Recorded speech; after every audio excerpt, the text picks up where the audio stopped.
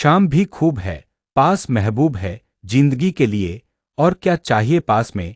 बहुत हेलो भाई, यहाँ कानपुर है, कानपुर में लेबरों की बहुत कमी है। अगर जिस किसी को भी काम करना है तो 20,000 सैलरी दिया जाएगा, उसके किराए का खर्चा भी देखा जाएगा।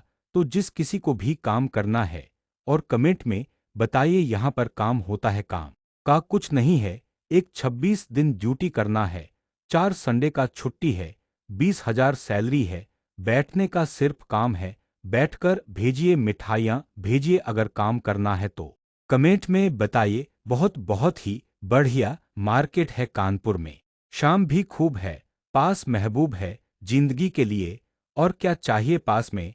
बहुत हेलो भाई, यहाँ कानपुर है, कानपुर में लेबरों की बहुत कमी है। अगर जिस किसी को भी काम करना है तो 20,000 सैलरी दिया जाएगा, उसके किराए का खर्चा भी देखा जाएगा। तो जिस किसी को भी काम करना है और कमेंट में बताइए, यहाँ पर काम होता है, काम का कुछ नहीं है। एक 26 दिन ड्यूटी करना है, 4 संडे का छुट्टी है, 20,000 सैलरी है, बैठने का सिर्फ काम है। बैठकर भेजिए मिठाइयाँ भेजिए अगर काम करना है तो।